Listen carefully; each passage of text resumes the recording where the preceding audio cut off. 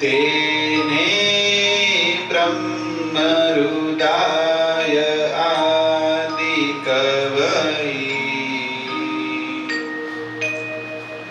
मूयन्ति यत्सूरयः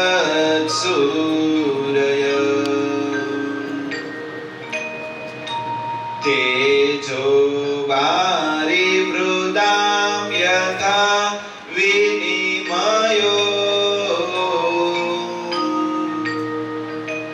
यत्र त्रिसर्गो मृषा धाम्ना स्वेन सदा निरस्तकुहकम्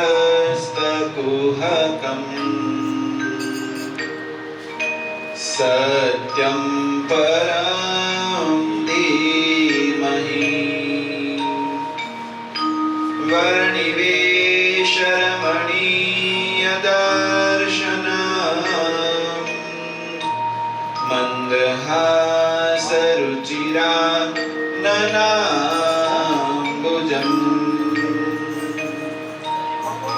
पूजितं सुरनरो तमेर्मुदा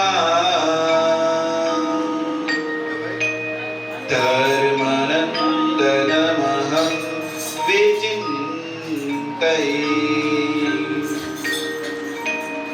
नारायणं नमस्कृत्य नरं चैव नरोत्तमम् देवीं सरस्वतीं व्यासं ततो जयमुदीरये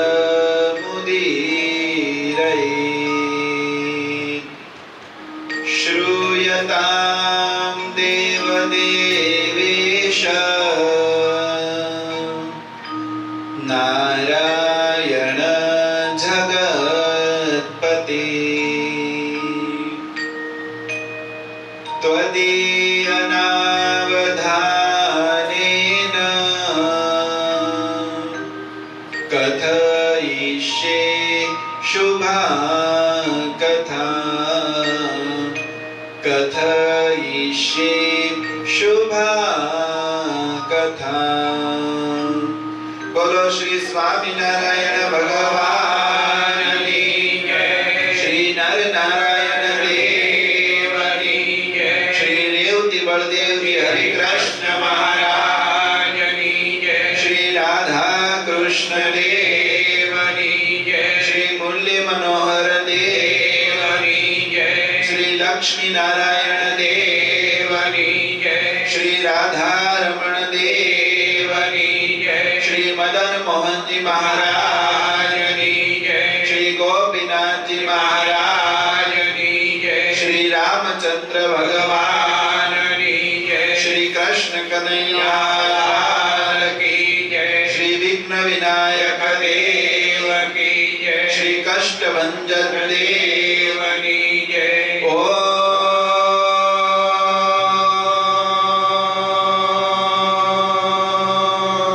नमः पार्वती पतये हर हर महादेव। हे वन्दु सहजानन्द स्वरूप अनुपम सारथि देवो।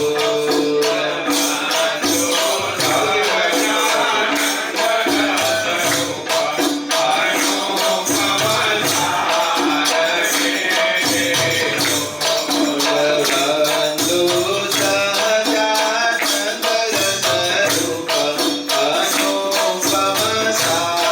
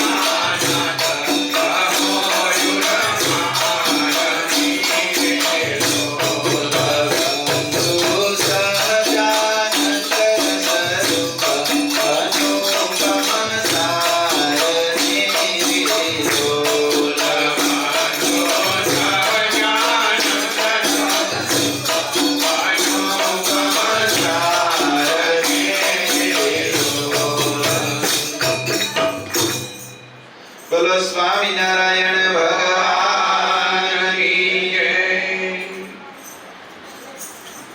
પવિત્ર શ્રાવણ માસની અંદર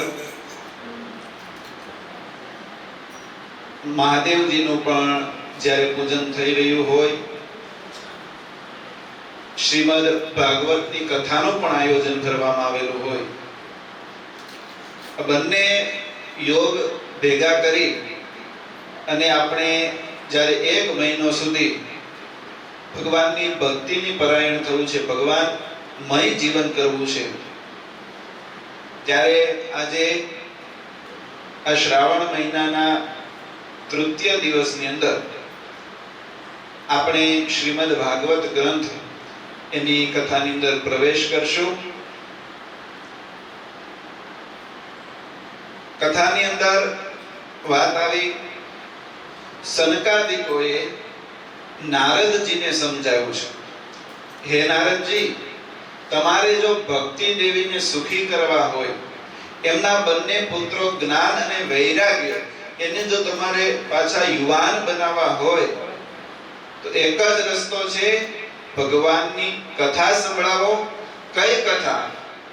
તો શ્રીમદ ભાગવત નામની જે કથા છે એ કથાનું તમે રસપાન કરાવો, તો તમને તમારા તમામ મનોરથો સફળ થશે. સનકાદિકો કહે છે કે હે નારદજી, જેમ આ દુનિયાની અંદર અનંત શાસ્ત્રો છે, ઘણા બધા શાસ્ત્રો છે, પણ એની અંદર ભાગવતને શા માટે પ્રધાન કહેવામાં આવે છે? તો વૃક્ષો હોય, વૃક્ષોની અંદર રસ રહેલો છે, એના ડાળખાઓની અંદર રસ રહેલો છે, એના પાંદડાની અંદર પણ રસ રહેલો છે, પણ મીઠાશ શેમાં હોય? વૃક્ષોમાં મીઠાશ કઈ જગ્યાએ હોય?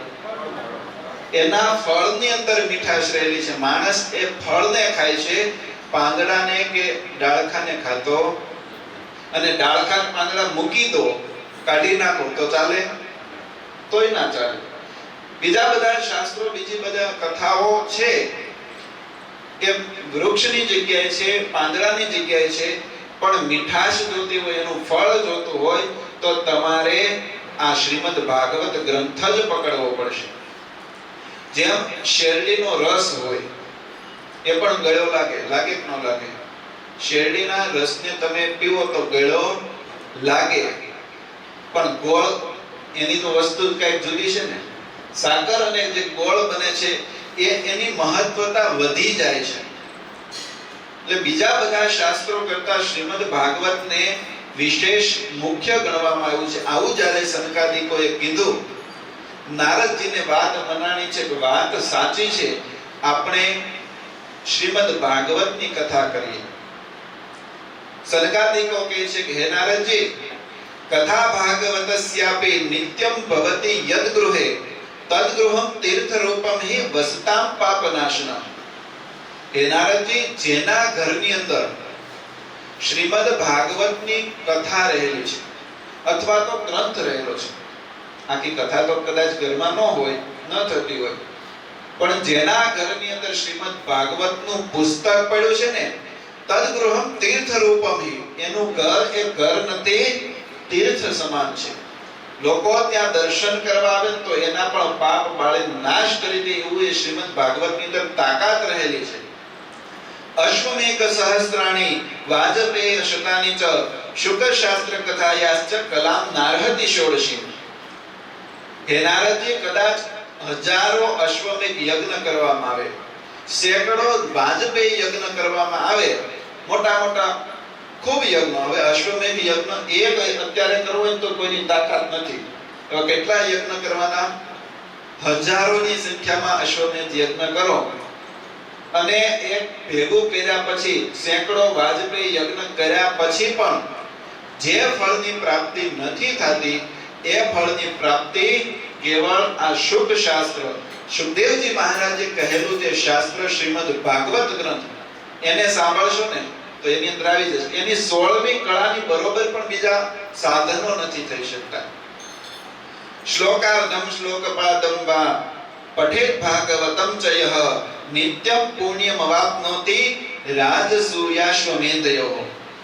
હે નારદજી, આ શ્રીમદ ભાગવત આખું સાંભળે તો બેડો પાર થઈ જ જાય, એમાં શંકા નથી. 18,000 શ્લોક સાંભળે તો શું બાકી રહે? પણ એટલું બધું નથી કીધું. કદાચ કોઈની પાસે ટાઈમ ન હોય, ટાઈમ નો ભાવ છે ત્યારે કોઈની પાસે એટલો બધો ટાઈમ ન હોય 18,000 શ્લોક સાંભળવા, આપણી પાસે એટલો તો નથી. સાર આપણે વાંચીશું, સાંભળશું. પણ અહીંયા બતાવે છે શ્લોકાર્ધમ. આ શ્રીમદ ભાગવતનો અડધો શ્લોક કોઈ સાંભળી લે એટલે એક લીટી થાય. 2 લીટીનો એક શ્લોક આવતો હોય ને, અડધો શ્લોક એનો સાંભળી લે, અથવા અડધાનો અડધો, એ પા ભાગનો શ્લોક પણ જેના કાનની અંદર પડી જશે, ભાગવત ગ્રંથનો આ એટલો શ્લોક પણ જો કોઈ સાંભળી લેશે ને, નિત્યમ પુણ્યમ વાપનોતિ, એના તમામ પ્રકારના પુણ્ય ઉદય થઈ જશે, પાપ બધાય નાશ પામી જશે. રાજસૂય અશ્વમેધયો, એટલે ઘણા બધા પ્રકારના રાજસૂય યજ્ઞ, અશ્વમેધ યજ્ઞ, જેટલા સાધનો કહેવાય છે ને બધા કરી નાખશે. કેમ આટલો બધો શ્રીમદ ભાગવતનો મહિમા? કેમ તો કહે છે આની અંદર ભગવાનનું વર્ણન છે. કોનું વર્ણન છે? ડાયરેક્ટ ભગવાનનું વર્ણન છે, ડાયરેક્ટ ભગવાનનો મહિમા છે, સંબંધ છે. બીજા બધા શાસ્ત્રો છે પણ એની અંદર ભગવાનની વાત કહેવાની સાથે સાથે ધર્મ, અર્થ અને કામ પ્રધાન બતાવેલા છે. જ્યારે શ્રીમદ ભાગવત શેના માટે છે? મોક્ષ માટે. મોક્ષને મુખ્ય રાખવામાં આવેલો છે. આમાં એવું કોઈ સાધન નથી કે આમ કરશો તો તમને ધનની પ્રાપ્તિ થઈ જશે, આ મંત્રનો જાપ કરશો તો તમને અર્થની પ્રાપ્તિ થઈ જશે. આમાં બીજા કોઈ સાધન નથી.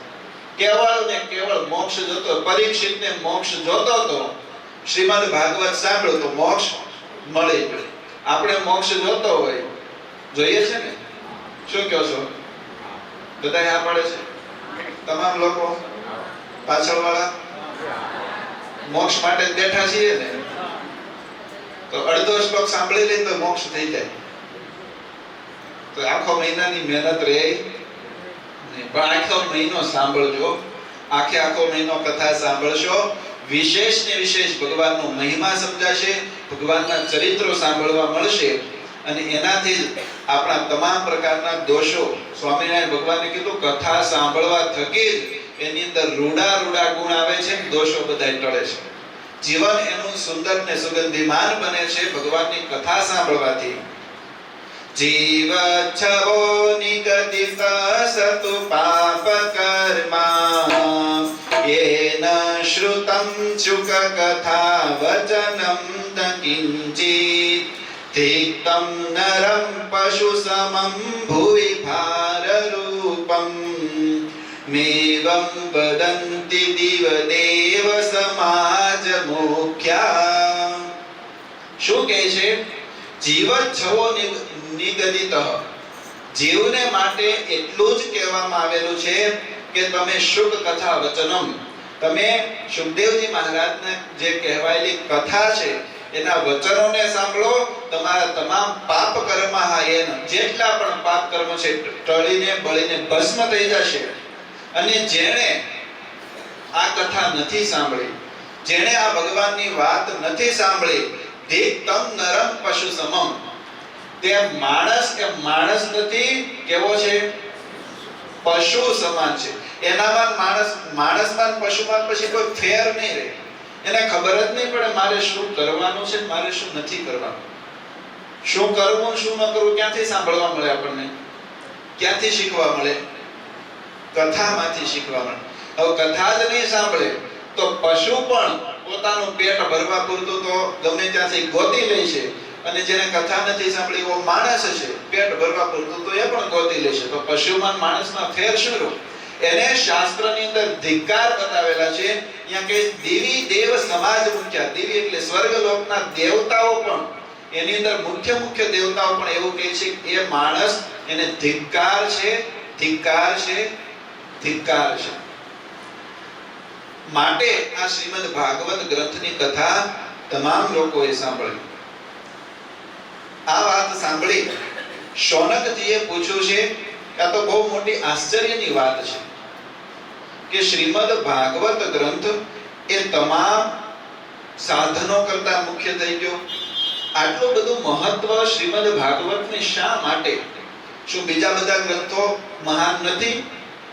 આપણને પ્રશ્ન થાય. હવે આપણે તો સ્વામિનારાયણ ભગવાનના આશ્રિત, તરત પ્રશ્ન થાય શું બીજા બધા શાસ્ત્રો એ મહાન નથી? ભાગવતનો એટલો બધો મહિમા, આનું શું કારણ? જ્યારે શૌનકજી આવો પ્રશ્ન પૂછ્યો ત્યારે સૂત પુરાણી કહે છે, હે શૌનકાદિક ઋષિઓ, આનું કારણ તમને કહું છું. કેમ આ ભાગવત એટલું મહાન છે? તો એનો ઉત્તર સ્વયં ભાગવતની અંદર લખવામાં આવેલો છે. એકાદશ સ્કંદની અંદર જ્યારે ઉદ્ધવજીએ શ્રી કૃષ્ણ ભગવાનને પૂછ્યું છે, દશમ સ્કંદની અંદર શ્રી કૃષ્ણ ભગવાનની તમામ લીલાઓ આવશે અને ખૂબ વિસ્તારથી લીલાઓ લખી છે. આપણે પણ ખૂબ ભગવાનના ચરિત્રો ગાવા છે. પછી દશમ સ્કંદ પૂરો થાય એટલે 11મો સ્કંદ આવે. એની અંદર શ્રી કૃષ્ણ ભગવાન સ્વધામ ગમનની લીલા કરે છે. ભગવાન ધામમાં જવાની તૈયારી કરતા હોય, યાદવા સ્થળી થઈ ચૂકી હોય, તમામ યાદવોનો નાશ થઈ ગયો, ભગવાન દરિયાના કિનારે પ્રભાસ પાટણમાં સૂતા હોય, એ સમયે ઉદ્ધવજી આવીને પ્રશ્ન કરે છે, હે પ્રભુ, હું તો તમારે આધારે જીવતો, હવે તમે લીલા સંકેલી લેશો તો મારે કોનો આધાર? ભગવાને એમને ઉદ્ધવજીને જ્ઞાન આપ્યું છે અને પછી ઉદ્ધવજીને કીધું છે કે હે ઉદ્ધવજી, તમે કોઈ ચિંતા નહીં કરશો. ઉદ્ધવજીએ પૂછ્યું કે કદાચ આપે જે મને જ્ઞાન આપ્યું છે, હું તો સુખેથી જીવન જીવી શકે છું, પણ આ પૃથ્વીનું રક્ષણ કોણ કરશે? આપ હતા તો પૃથ્વીનું રક્ષણ કરતા હતા, આપ હતા તો ધર્મનું સ્થાપન કરતા હતા, આપના ગયા પછી આ પૃથ્વી બિચારે શું કરશે? ધર્મ કોને શરણે રહેશે? આ ધર્મનું રક્ષણ કોણ કરશે? અને ત્યારે છેલ્લું વાક્ય શ્રી કૃષ્ણ ભગવાને એવું બતાવેલું છે, હે ઉદ્ધવજી, કોઈ ચિંતા નહીં કરતા.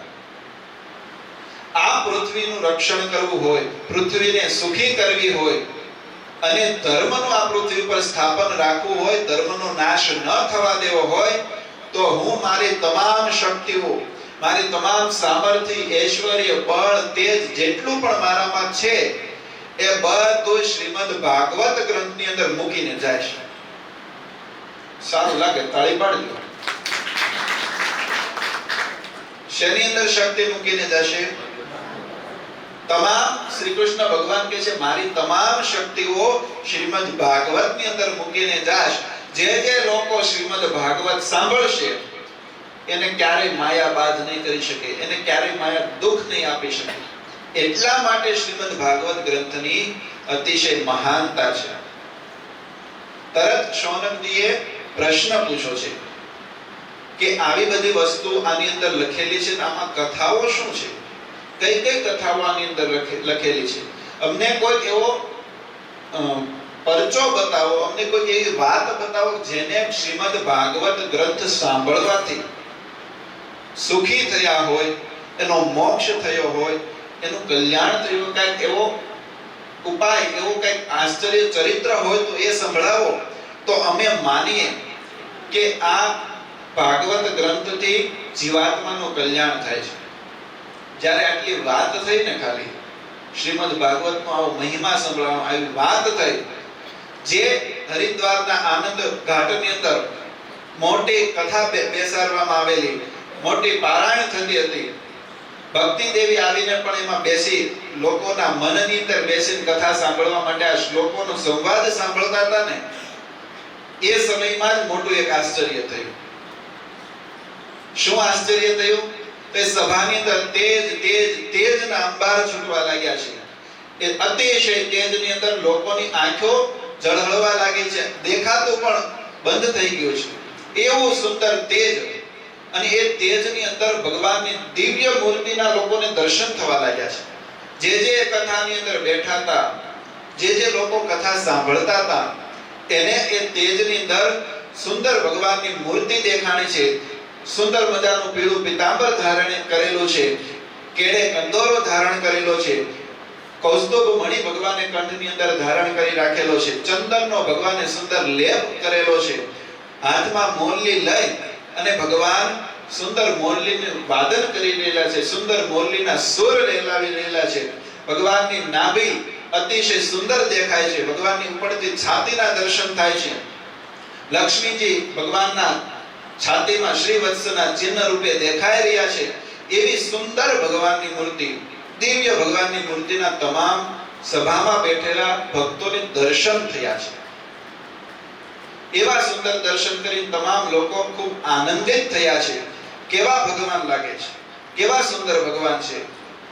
તો સદગુરુ મંજુકેશાનંદ સ્વામીએ બતાવેલું છે, તારી મૂર્તિ લાગે છે મને પ્યારી રે શ્રી ઘનશ્યામ હરે.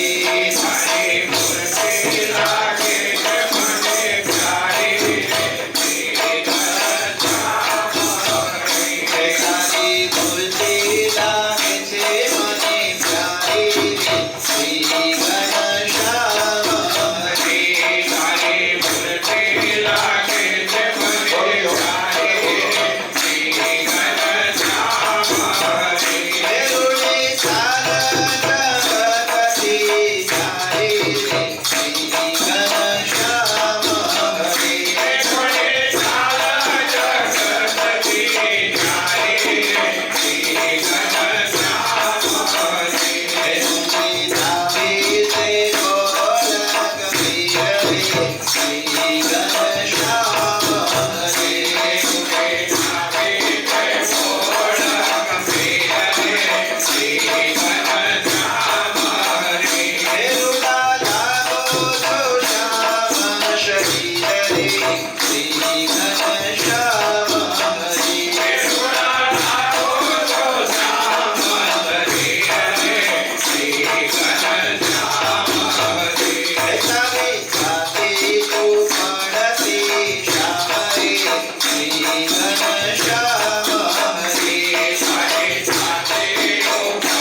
છે મને પ્યારી રે શ્રી ઘનશ્યામ હરે. તારી મૂર્તિ લાગે છે અતિશય સુંદર પ્યારી ભગવાનની મૂર્તિ લાગે છે. આપણને લાગે છે કે નહીં? મંદિરમાં ભગવાનના દર્શન કરતા હોઈએ, કેવા સુંદર રાધા કૃષ્ણ દેવ, કેવા બાલુડા ઘનશ્યામ મહારાજ, શ્વેત સુંદર ભગવાનની મૂર્તિ. આપણને પણ ભગવાનની મૂર્તિ પ્યારી લાગવી જોઈએ. ભગવાનની નાભી ઊંડી છે, ગોળ છે, ગંભીર છે. આવા સુંદર ભગવાન શોભી રહેલા છે. ભગવાનની છાતી ઉપડતી છે, ઉપડતી છાતી ભગવાનની છે. અને એ છાતીની અંદર હૃદયમાં શ્રી વત્સના ચિહ્ન રૂપે લક્ષ્મીજી સાક્ષાત બિરાજમાન છે. ભગવાનના હૃદયની અંદર લક્ષ્મીજીનો વાસ છે. તારા મુખની શોભા જોઈને શ્રી ઘનશ્યામ હરે. તારા મુખની શોભા જોઈને શ્રી ઘનશ્યામ હરે. તારા મુખની શોભા જોઈને શ્રી ઘનશ્યામ હરે. તારા મુખની શોભા જોઈને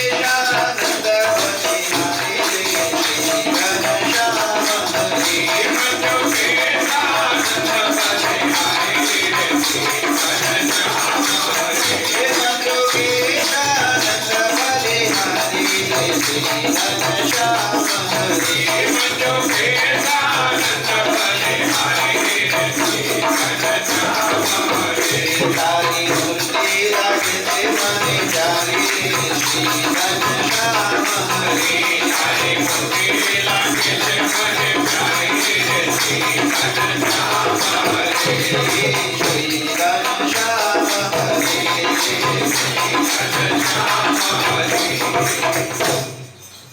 એ સભા મંડપની અંદર તેજની અંદર ભગવાનની સુંદર દિવ્ય રમણીય મૂર્તિના ભક્તોને ઋષિ મુનિઓને દર્શન થયા છે.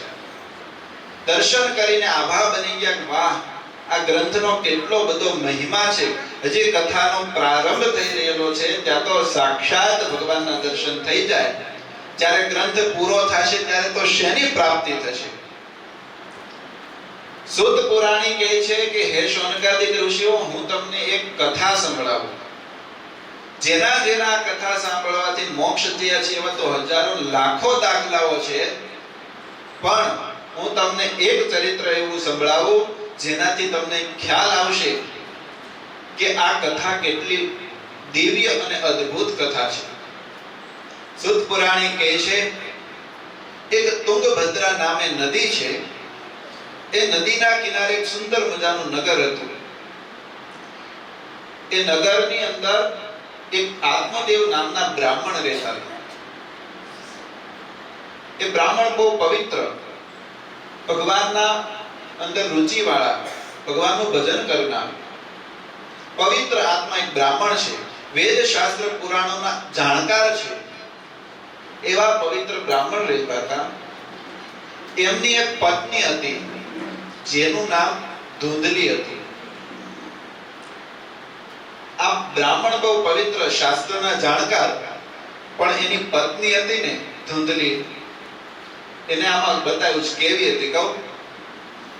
ગ્રામ્ય વાર્તા રતાહા. કેવી? ગ્રામ્ય વાર્તા રતા. ગ્રામ્ય વાતો થતી હોય તો એમાં રસ પડે, ભગવાનની વાતો થાય તો એમાં રસ પડે નહીં. ગ્રામ્ય વાર્તા એટલે જગતની વાતો. જગતની કોઈ વાત થતી હોય ને તો એમાં આનંદ આવે. કોઈ ફિલ્મની વાતો હોય, કોઈ ફિલ્મના ગાણા હોય, એની અંદર રસ પડે છે. પણ ભગવાનના આવા સુંદર કીર્તન ગવાતા હોય ને તો એમાં રસ પડે નહીં, એમાં મજા ન આવે. જો આવો સ્વભાવ હોય તો સમજવું આનો સ્વભાવ ગ્રામ્ય વાર્તા હતા. ગ્રામ વાતો કરવામાં એને રસ છે. અને જાજા ભાગે જીવનો સ્વભાવ એવો છે. અત્યારે જો આપણે ભગવાનની કથા સાંભળીએ છીએ, પણ થોડીક જો જગ્યા મળે, માઇક બંધ થઈ ગયું, લાઈટ જતી રહી, તો શું થાય? પછી રાતે તમારે રાતે શું પ્રોગ્રામ છે, ક્યાં જવાના છો, શું જમવામાં બનાવ્યું છે, તરત ચાલુ થઈ જાય ને. અત્યારે તો ઠીક સ્વામિનારાયણ ભગવાનના વખતમાં એવું થવા મળતું હતું. એક વખત સ્વામિનારાયણ ભગવાન ગરડામાં બિરાજમાન હતા અને બહેનો બધા દાદાના ઓરડામાં, અંદરના ઓરડામાં વાસુદેવ નારાયણના ઓરડે બેઠા છે. તમામ ભાઈઓ બધા ભેગા થઈને બેઠા છે અને લાડુબા જીવુબા કઈક બહાર ગયા છે એટલે બહેનો બધા નવરાતા વાતો ચાલુ કરી. પછી તો બહેનો બધા ભેગા થઈને વાતો ચાલુ થાય એટલે કેવી વાતો થાય? તો એમને ખબર હોય ને, આપણને શું ખબર? વાતો ચાલુ થઈને સ્વામિનારાયણ ભગવાન અક્ષર ઓરડીમાંથી બહાર નીકળ્યા, દાદાના દરબારમાં નીકળ્યા, તો અંદર કોલાહલ સાંભળ્યો. એટલે હાસી મસ્કરી થાય, થોડીક વાતો થાય, કિલોલ કરતા હતા. એટલે સ્વામિનારાયણ ભગવાન ડાયરેક્ટ તો ગયા નહીં, મૂળજી બ્રહ્મચારીને કીધું, મૂળજી બ્રહ્મચારી તમે જાઓ, ઓરડામાં બધી બાઈઓ વાતો કરે છે ને એને કહેજો ગ્રામ વાર્તા બંધ કરે અને રામ વાર્તા ચાલુ કરે.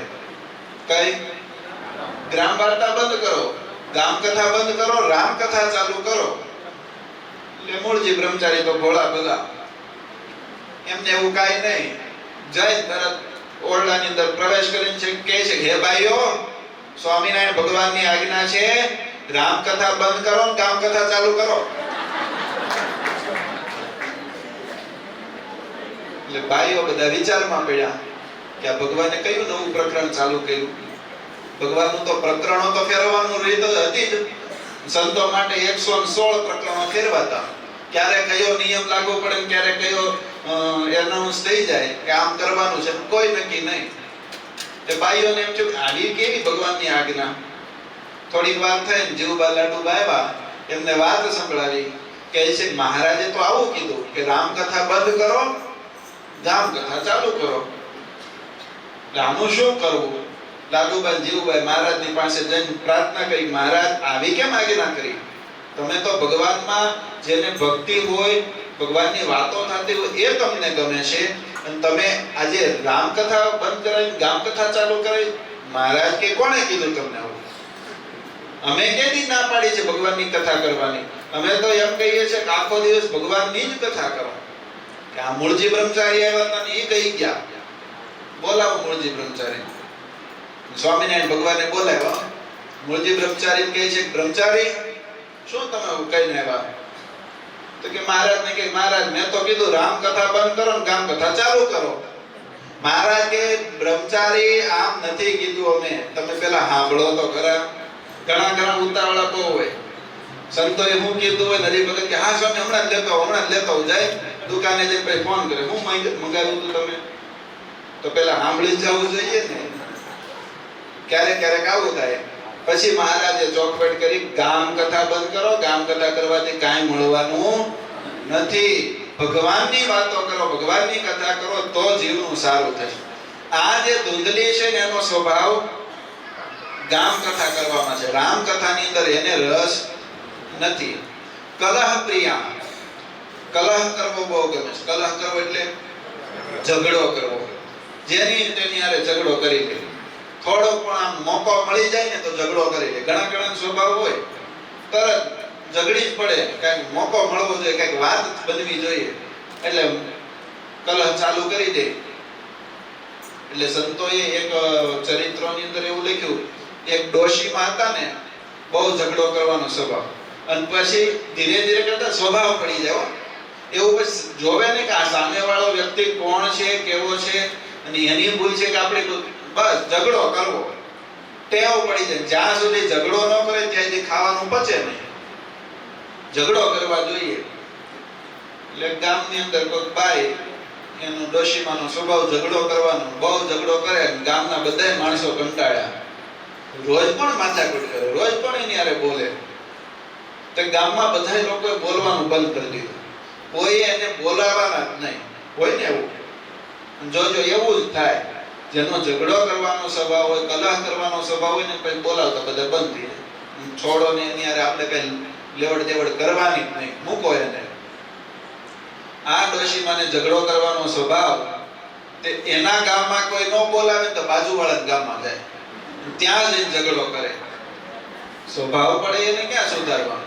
સ્વભાવ તો એમ કઈ મુકાતા છે નહીં, અને કર્યા વિના ચાલે નહીં. આ ધૂંધલી આવી છે, એને ઝઘડો કરવો ગમે છે, ઝઘડો કરવાનો એનો સ્વભાવ પડી ગયો છે. બહુ જલ્પિકા એટલે બહુ બોલવાનો સ્વભાવ છે. વાતે કાંઈક ને સામેવાળાનું સાંભળવાનું જ નહીં, આપણું ચાલુ રાખવાનું. ઘણા ટેવ હોય. સામેવાળા શું કે તમે બંધ થાવ, હું કહું છું એ સાંભળો. બહુ જલ્પિકા, બહુ બોલવાનો સ્વભાવ હોય. એ શાસ્ત્રની અંદર સારો નથી બતાવ્યો. ભગવાનના ભક્તો હોય ને, બને એટલું ઓછું બોલે. શું? બને એટલું ઓછું બોલે. બહુ વાતો કરવી, બહુ ચર્ચાઓ કરવી, બહુ વિચારણા એની અંદર પડે નહીં. ભગવાનના ભક્તોનો આવો સ્વભાવ, ધૂંધલીનો એવો સ્વભાવ નથી. એને કારણે પોતે તો દુખી થાય છે, ઘરમાં જે આત્મદેવ નામના બ્રાહ્મણ રહે છે એને પણ ખૂબ દુખી થાય છે, ખૂબ હેરાન થાય કે રોજ ઘરની અંદર કલેશ કંકાશ થાય, દુખી છે, હેરાન છે. અને ખાટલે બીજી ખોટ હતી ને, તે કોઈ દીકરો પણ નહીં. ઘણા બધા વર્ષો જતા રહ્યા પણ ભગવાને એને કોઈ દીકરો જ ન આપ્યો. એના કારણે ધીરે ધીરે કરતા ગ્લાનિ વધવા લાગી, દુઃખ વધવા લાગ્યું. શું કરવું? મારે એક સંતાન પણ નથી. લોકો મારા તરફ શું વિચારે? એક તો મારા ઘરેથી કજિયાળી બાઈ છે, અને મારે ભગવાને દીકરો પણ નથી આપ્યો. હવે મારે શું કરવું? ચિંતા વધવા લાગી. ચિંતા કરતા કરતા એટલે બધા ચિંતામાં, ડિપ્રેશનમાં જતા રહ્યા. આ દુનિયામાં મારી માટે કોઈ છે જ નહીં, મારું આ દુનિયામાં કોઈ છે નહીં, આ દુનિયામાં જીવીને મારે શું કરવું? એટલે વિચાર કર્યો કે હવે મારે મરી જવું છે, આત્મઘાત કરી લેવો છે. એક તળાવ જોઈ, શિવાલય હતું, શિવાલય ઉપર ચડી નક્કી કર્યું તળાવની અંદર જાવ, ડૂબકી મારું, અને પછી મારે બહાર આવવું નથી, ત્યાં મરી જવું છે. એટલે શિવાલયની ઉપર ચડ્યા. જ્યાં મરવા માટે છલાંગ લગાવે છે ને, તો એક ઋષિ મહાત્મા હતા, દૂર બેઠેલા ઝાડવા નીચે, વૃક્ષ નીચે બેઠેલા જોઈ ગયા છે કે આ માણસ દુખી છે અને નાવા માટે નથી પડ્યો, ડૂબવા માટે પડ્યો છે. સંતો હોય ને ઓળખી જાય, સામેવાળાનો ફેસ જોવે, મોઢું જોવે ને ત્યાં ખબર પડી જાય કે આ સુખી છે કે દુખી છે. તમે કોઈને પૂછો ને કેમ છો, તો કે બહુ મજામાં. તમને એકબીજા કોઈ પ્રશ્ન કરે તો હું કહો, એ મજામાં મજામાં, ભગવાનની દયા છે. પણ બોલો ને તો એ જો સંત સ્વભાવ હોય, ભગવાનના સાચા ભક્ત હોય તો ઓળખી જાય. ભલે બહારથી મોઢું મલકાવે છે, અંદરથી એને સુખ છે નહીં, દુખી છે. આ સાધુ મહાત્મા ઓળખી ગયા છે અને દુઃખ છે, આ દુખી હૃદય વાળો છે. પાસે જઈને એને પકડી લીધો હાથ કે તું તળાવમાં પડીશ નહીં, મરીશ નહીં. તો કહે છે કે મારે જીવન કરવું શું? આ સંસારની અંદર મારે લેશ માત્ર સુખ નથી. થોડુંક તો સુખ હોવું જોઈએ ને. જરા પણ મને સુખ નથી મળતું. બધી બાજુથી હું દુખી છું, હેરાન છું. મારે જીવવાની કોઈ ઈચ્છા જ નથી, મરવા દો મને. મહાત્માજી કહે છે પણ ભલા માણસ મરવાનો શા માટે સંકલ્પ કરે છે? મરીને કોનું સારું થયું? મરવાથી કોઈ પ્રશ્નનો સોલ્યુશન થતો નથી. થાય કોઈ દી? આપણને એમ માનતા હોય કે મને બહુ દુઃખ છે, હું બહુ હેરાન છું, પરેશાન છું, આ કરતા મરી જઈએ તો હું એનું દુઃખ ટળી જશે. આવતા જન્મમાં પાછું ભોગવવું પડશે. અને જન્મ મળે તો શું? જન્મ મળે તો આવતા જન્મમાં પાછું ભોગવવું પડશે. વર્ષો સુધી, યુગો સુધી એને ભૂત બની, પ્રેત બની ભટકવું પડે છે. અહીંયા જેટલું દુઃખ હોય ને એની કરતા 1000 ગણું, લાખ ગણું દુઃખ એને મર્યા પછી ભોગવવું પડે છે. એ કરતા એના થોડું ઘણું દુઃખ આવે સહન કરી લે તો શું વાંધો છે? મહાત્માએ કીધું છે કે તું દુઃખી થામાં, તારું જે દુઃખ હશે હું દૂર કરીશ, પણ મરીશ નહીં. ત્યારે આત્મદેવ બ્રાહ્મણ કહે છે કે હે મહાત્માજી, મારે એક દુઃખ બહુ મોટું છે. સંસારની અંદર બીજું બધું તો ચાલ્યા કરે, પણ જ્યારે ઘરની અંદર કોઈ દીકરો ન હોય, એક બાળક પણ ન હોય, તો એ માતા પિતાને કેમ જીવવું? એને લોકો મેણા ટોણા મારે, લોકોના મેણા ટોણા સહન કરવાના, ઘર આખું સૂનું સૂનું લાગે, ઘરની અંદર જાવું ગમતું નથી. તમે જો મારી ઉપર કૃપા કરવા માંગતા હો, મને સુખી કરવા માંગતા હો, એક પુત્ર આપો. ઋષિ મહાત્માએ હાથ જોયો કે લાવ તારો હાથ જોઈ લો, તને દીકરો ક્યારે મળશે.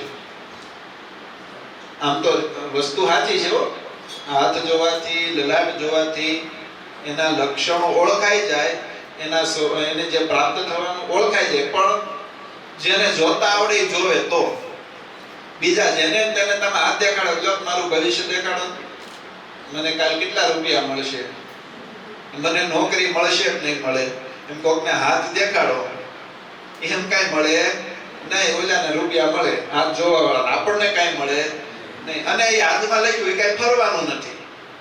એટલે કાંઈ હાથ દેખાડવાનો કોઈ મોહ રાખવો નહીં કે હાથ દેખાડજો તો આપણું કંઈક પ્રારબ્ધ ફરી જાય. કાંઈ ફરવાનું નથી. ફરશે બાજુવાળાનું ફરશે, જેને હાથ દેખાડશે ને. આપણે કાંઈ ફરવાનું નથી. મહાત્માજીએ જોયું, એનું ભવિષ્ય ભાગ્યું. આ જન્મમાં તો દીકરો નથી, એના પછીના જન્મમાં દીકરો નથી, એના પછીના જન્મમાં 7 જન્મ સુધી એને દીકરો મળવાનો જ નથી. જ્યારે આવું કઠણ પ્રારબ્ધ જોયું, મહાત્માજીએ કહી દીધું, સાધુ મહાત્મા કહે છે ભલા માણસ, તું દીકરાની આશા છોડી દે. તને દીકરો મળવાનો જ નથી, તારા પ્રારબ્ધમાં જ નથી. આત્મદેવ કહે છે જો મને દીકરો મળવાનો નથી, મારે જીવવું નથી, મને મરવા દો. કા મને દીકરો આપો, કા મરવા દો. બીજી મારે કોઈ વાત સાંભળવી નથી. જ્યારે હઠાગ્રહ પકડી લઈને પછી માણસને ગમે એટલું સમજાવો ને માને નહીં. મહાત્માજી વિચાર કર્યો, મારી નજર સામે કોઈ મરી જાય તો હું કેમ જોઈ શકું? હું એમ કહું તો મરી જા. સાધુ કોઈથી મરવા દે કોઈને?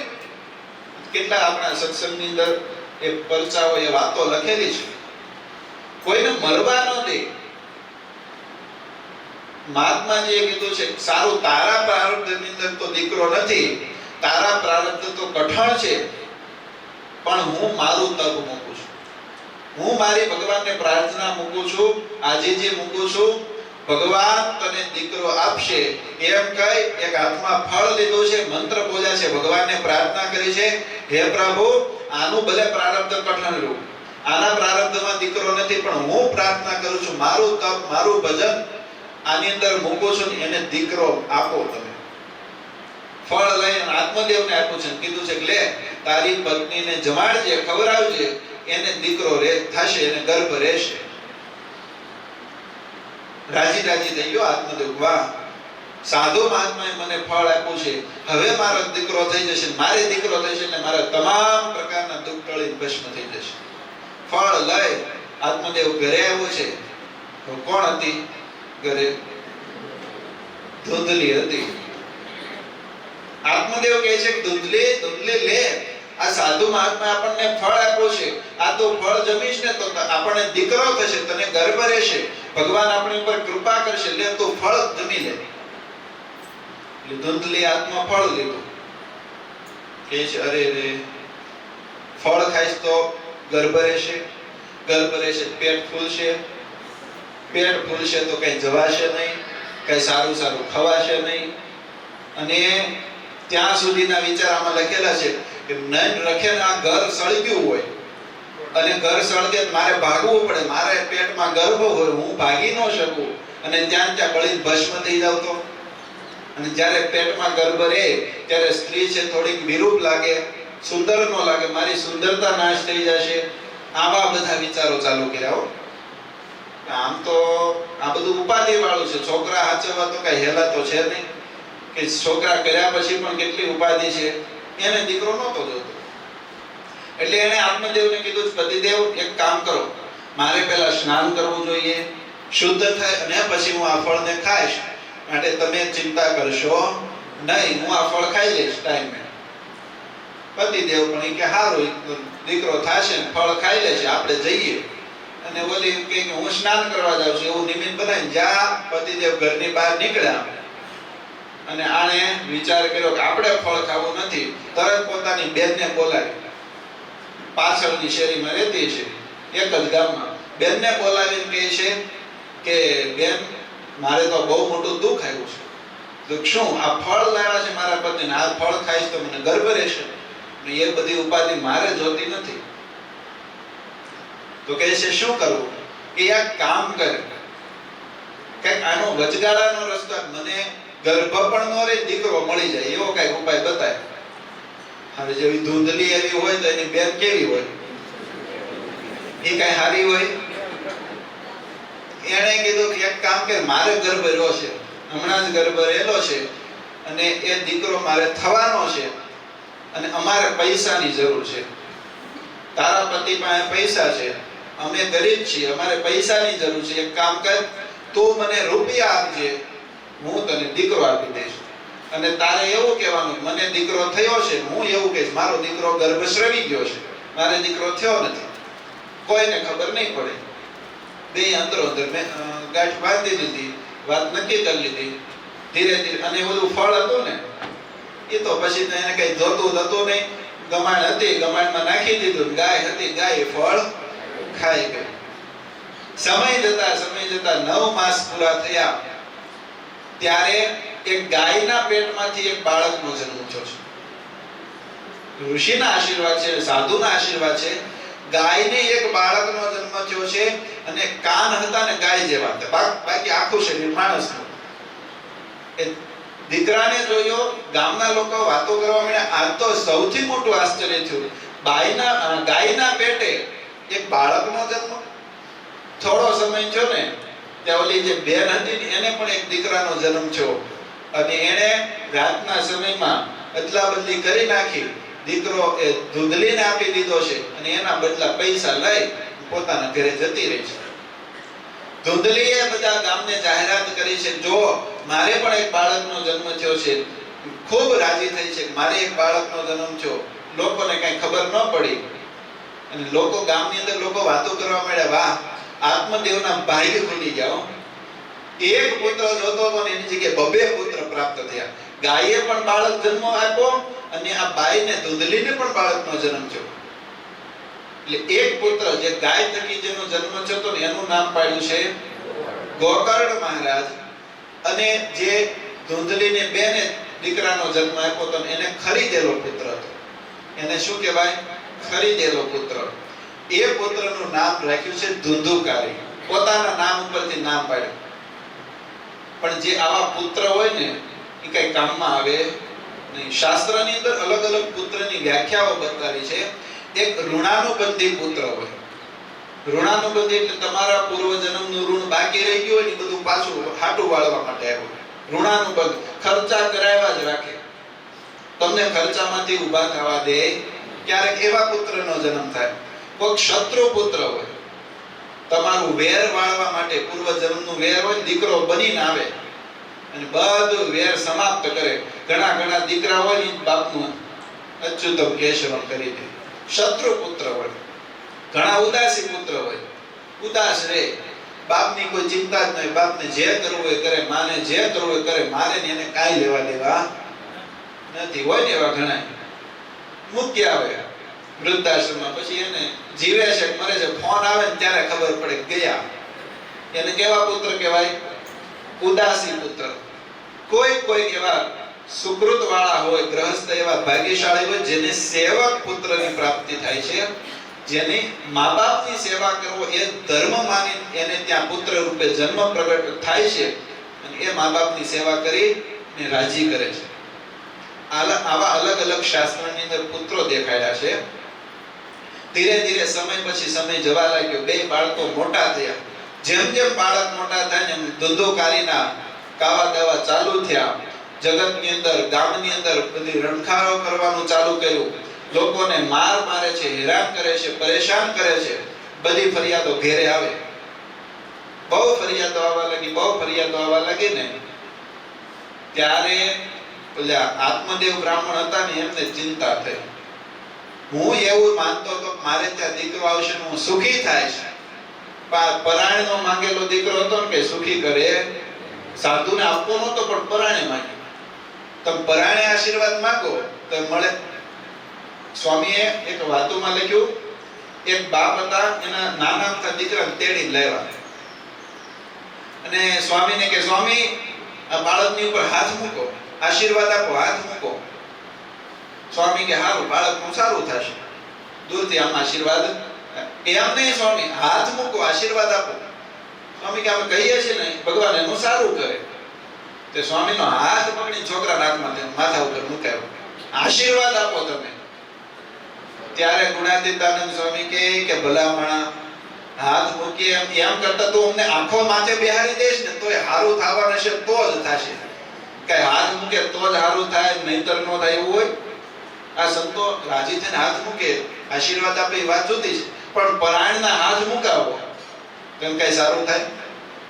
આ આત્મદેવે પરાણે પુત્ર માંગેલો અને જ્યારે બહુ દુખી થયા, બહુ હેરાન થયા, દીકરો ઘરે આવી મારે છે બાપને, ખૂબ હેરાન પરેશાન કરે છે. ત્યારે ગોકર્ણ મહારાજે એ આત્મદેવને બહુ સુંદર ઉપદેશ આપ્યો છે. હે પિતાશ્રી, હવે તમે જગતની માયા, મોહ, સંસાર છોડો, જગતનો સંસારનો ત્યાગ કરીને સાધુ થઈ જાઓ. આ સંસારની અંદર સુખ નથી. આપણે આવા તો કેટલાય જન્મ લીધા છે, મરી ગયા છીએ, કોઈ આનું નક્કી નથી. ભગવાનનું ભજન કરી લો તો સુખી થશો. જગતમાંથી સુખની આશા નહીં રાખો.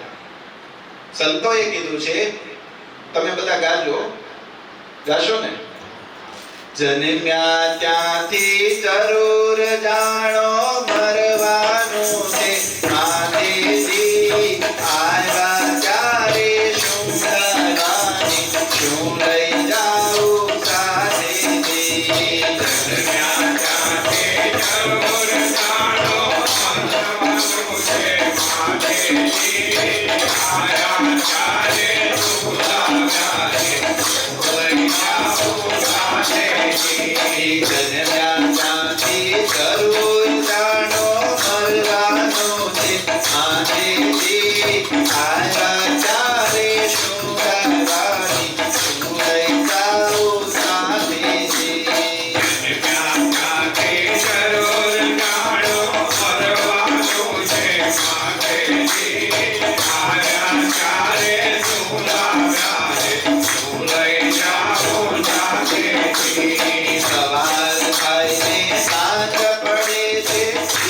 कर दिन जाए जी आज काल करता वरदा सोने ओछी जाए जी સવાર થાય ને સાંજ પડે છે દિનનું પર દિન જાય છે આજ કાલ કરતા વરદા સોને ઓછે જાય છે ગોકર્ણ મહારાજ પોતાના પિતાને ઉપદેશ આપે છે કે હે પિતાશ્રી આપણે જન્મા છીએ મરવાનું એક વખત નક્કી છે ચોક્કસ છે એમાં ફેર પડવાનો નથી જેટલા જેટલા આ દુનિયામાં આવ્યા છે ને બધાને જવાનું છે જેમ એક પછી એક દિવસ જાય દિવસ આથમે બીજો દિવસ ઉગે પાછો એ પણ આથમી જાય છે એમ માણસ જન્મે છે યુવાન થાય છે વૃદ્ધ થાય મરી જાય છે પાછો બીજો જન્મ લે છે પાછો બાળક યુવાન વૃદ્ધ થઈને મરી જાય છે આ તો એક ચક્કર છે 84 લાખ યોનિની અંદર જન્મ ધારણ કરવા પડે છે માટે આ પુત્ર મોહ મૂકો આ સંસારનો મોહ મૂકો ભગવાનનું ભજન કરી લો હે પિતાશ્રી પ્રભાતે ફૂલડિયા ફૂલે સાંજે તે કરમાશેથી નિત્ય બાગમાં નવીન કર્યો જીવીને કરી જાશેથી સવારે ફૂલડિયા ફૂલે સાંજે તે કરમાશેથી નિત્ય બાગમાં નવીન કર્યો જીવીને કરી જાશેથી ભવસાગરમાં ભક્તિ હરિની ઉગરવાનો આરોથી દેવી ના ઉપાડી દીધી જેઠ તરીકે સારોથી સાગરમાં ભક્તિ હરિને ઉગરવાનો આરો છે દેવી ના ઉપાડે છે કે તારો છે પ્રભાતે ફૂલડિયા ખીલે સવાર થાય પ્રભાત થયું હોય સૂર્યનો પ્રકાશ આવે ને ફૂલડા ખીલે એવા સરસ ફૂલડા ખીલે આપણને એમ થાય કે લાવો બે ચાર લઈ લઈએ લઈને જ લેતા ને બગીચામાંથી ભગવાન માટે હોય છે હો છોકરા હોય નાના તો ક્યારેક લઈ જાય પણ છોકરા દેખાતા નથી આનું શું કારણ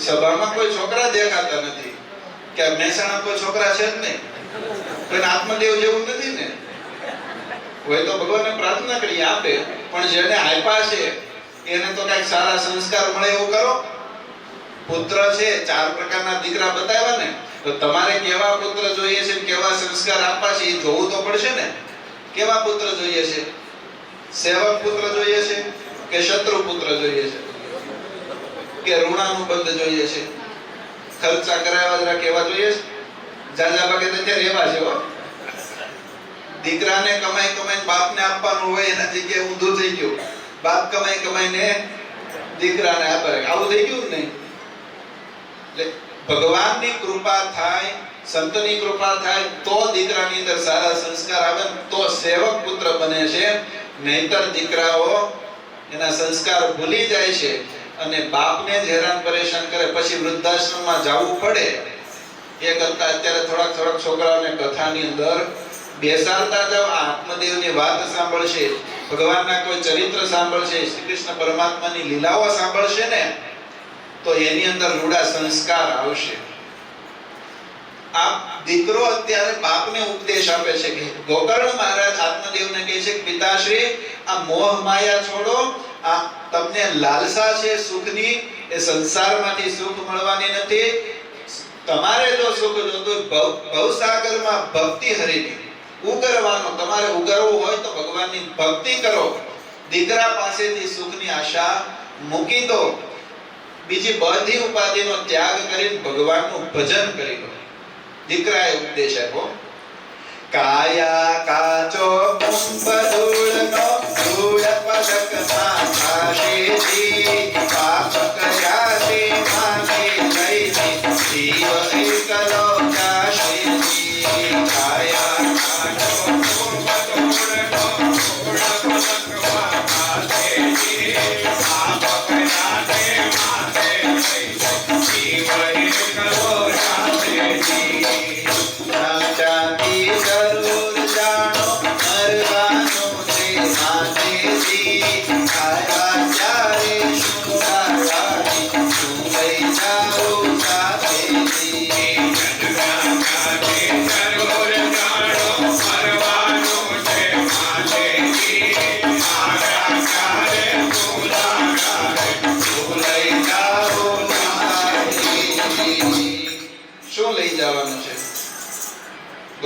આપણે શું લઈ જવાનું છે? કાંઈ લઈ જવાના છીએ આ દુનિયામાંથી? ધીરુભાઈ અંબાણી હતા તો કાંઈ લઈ ગયા? હવે બીજું નામ કદાચ તમે સાંભળ્યું, ઇલોન મસ્ક છે, કાંઈ લઈ જશે? ભલે અહીંથી રોકેટ ઉપર લઈ જવાનું કરે છે, મંગળ ગ્રહમાં જઈને રહેવું છે એવા વિચારો કરે, કાંઈ પૃથ્વીમાં મજા નથી આવતી, મંગળમાં જઈને રહેવું છે, તો હું મંગળમાંથી ત્યાં યમનું તેડું નહીં આવે, બચી જશે? ગમે ત્યાં જાઓ ને, જન્મા છીએ એટલે મરવાનું ચોક્કસ છે. આ કાયા કાચા કુંભનો ઘડો છે. કેવો? કાચા માટીનો ઘડો છે. માટીનો ઘડો બનાવ્યો, જો કાચો રહી ગયો હોય, પાણી ભરવા જાવ તો શું થાય? તરત પડી જાય ને, ભાંગી જાય. શરીર કાચા માટીના ઘડા જેવો છે, ક્યારે પડી જાય, ક્યારે નાશ પામી જાય, કાંઈ નક્કી નથી. કાચના ટુકડા જેવો છે, જ્યાંથી કાચ હાથમાં હોય ત્યાંથી સારો લાગે, જેવો પડે ભાંગીને ભૂકો થઈ જાય, પછી પગમાં વાગે. શરીર એવું છે, ક્યારે પડીને નાશ પામી જાય. લોકોને ઘરમાં નડીએ પછી કે જલ્દી બહાર કાઢો, સાંજ પડ્યો તો સાંજે હજી ટાઈમ છે કે હળગાય તો હળગાય, બાકી રાત કોને રાખવા? પછી એક રાતે રાખતા નથી. આવા શરીરની અંદરથી આસક્તિ છોડો, મોહ માયા છોડો. ગોકર્ણ મહારાજ કહે છે કે હે પિતાશ્રી, દેહેસ્તિ માંસ રુધિરે મતિમ ત્યજત્વમ જાયા સુતાદિષુ સદા મમતા વિમુંચ પશ્યાનિશમ જગદિદમ ક્ષણ ભંગ નિષ્ઠમ વૈરાગ્ય રાગ રસિકો ભવ ભક્તિ નિષ્ઠમ. હે પિતાશ્રી, દેહ છે કેવું છે? અસ્થિ માંસ રુધિરનો ભરેલો એક ઘડો છે. આ શરીર એક ઘડો છે, તેની અંદર શું છે? અસ્થિ એટલે હાડકા છે, માંસ છે અને લોહી છે. એનો જે ઘડો છે ને, જાયા સુતાદિષુ મમતા વિમુંચ. જાયા કહેતા પત્ની અને સુતા કહેતા દીકરા, એમાંથી માયા મોહ મમતા મૂકી દો. પશ્યાનિશમ જગદિદમ, આ જગતને તમે નાશવંત જાણો, આ જગતમાં કોઈ સુખ નથી. વૈરાગ્ય રાગ રસિકો ભવ ભક્તિ નિષ્ઠ. હે પિતાશ્રી, વૈરાગ્ય રૂપી રાગની અંદર આસક્ત થાઓ, વૈરાગ્યમાં આસક્તિ કરો, ભક્તિની અંદર આસક્તિ કરો, એમાં પ્રીતિ કરો. દીકરામાં કે પત્નીમાં પ્રીતિ કરવાથી કોઈ સુખ મળવાનું નથી. જ્યારે દીકરાએ બાપને આવો ઉપદેશ આપ્યો, હવે વૈરાગ ગ્રહણ કરો, વૈરાગ પાછો જેવો તેવો ને, સાધુ થાઓ એવું કીધું. સાધુ બની જાઓ. ધર્મમ ભજસ્વ સતતમ ત્યજ લોક ધર્માન સેવસ્વ સાધુ પુરુષાન જહિ કામ તૃષ્ણામ અન્યસ્ય દોષ ગુણ ચિંતમાશુ મુક્ત્વા સેવા કથા રસમહો નિતરામ પિબત્વમ. હે પિતાશ્રી, ધર્મમ ભજસ્વ, ધર્મનું તમે પાલન કરો. સતતમ લોક ધર્માન, લોક ધર્મ છે, આચરણ ધર્મ છે, એનું પાલન કરો. સાધુ પુરુષાન જહિ સેવસ્વ. બહુ સુંદર શ્રેષ્ઠ શ્લોકો છે. આમ તો ભાગવતના શ્લોકો ઉપર કથા કરી હોય ને તો એ બહુ મજા આવે, પણ સામેવાળા સમજવા જોઈએ. એક એક અક્ષરો તો તમને આમ કાનમાં અડી જતા હોય તો મજા આવે શ્લોક ઉપર ચાલવાની. સેવસ્વ સાધુ પુરુષા, સાધુ પુરુષોની સેવા કરો. એની સેવા કરીને તમે ભગવાનને રાજી કરો, સાધુને રાજી કરો. કામ તૃષ્ણા વિમુંચ, કામની તૃષ્ણાઓ છે, કામની આસક્તિ છે, એને છોડી સેવા કથા, સેવાની અંદર ને કથાની અંદર રસ જગાડી દો. સંસાર આમ છૂટી જશે, સાધુ બની જશે.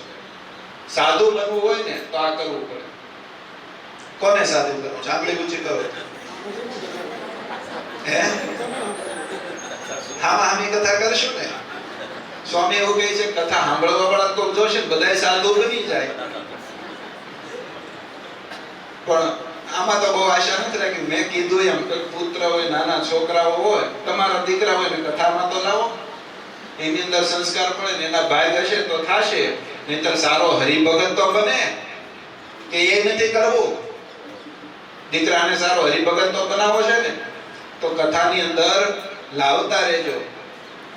ખૂબ સુંદર ગોકર્ણ મહારાજે ઉપદેશ આપ્યો છે, અને એવો ઉપદેશ આપ્યો ને, સંસારમાંથી આસક્તિ છૂટી ગઈ, સાધુ બની જાઓ.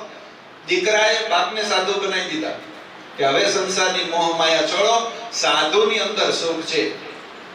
સંસારની અંદર, જગતની અંદર સુખ છે નહીં. આવો ઉપદેશ આપ્યો. એટલે છેલ્લે બ્રહ્માનંદ સ્વામીએ કીધું છે, ગોળી ત્યારથી પહેલા જ બોલાતી હોય એટલે એક ગોળી બોલી અને આપણે કથાને વિરામ આપવો છે. સાધુની અંદર સુખ છે, સાધુના સમાગમની અંદર સુખ છે. બ્રહ્માનંદ સ્વામી, મુક્તાનંદ સ્વામી કે બ્રહ્માનંદ સ્વામી? બ્રહ્માનંદ સ્વામીએ કીધેલું છે. તમે ગાઓ આવશે? હિતકારી જગત માહી સંત પરમ હિતકારી હિતકારી જગત માહી સંત પરમ હિતકારી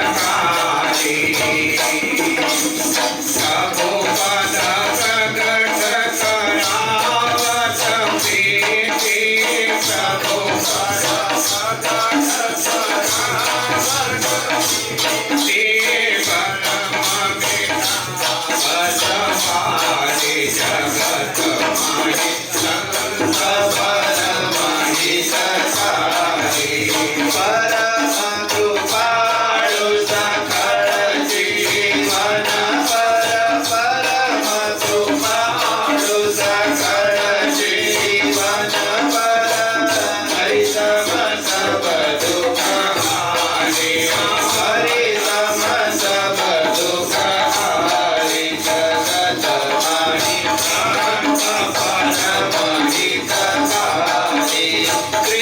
ત્રિગુણાતીત પરમ અનુત્યાગે ત્રિગુણાતીત તીરથ તનોત્યાગે ગિરિસદ સત સે જ્ઞાની ગોરી સજગત સે જ્ઞાની જગત માહી સંત પરમ હિતકારી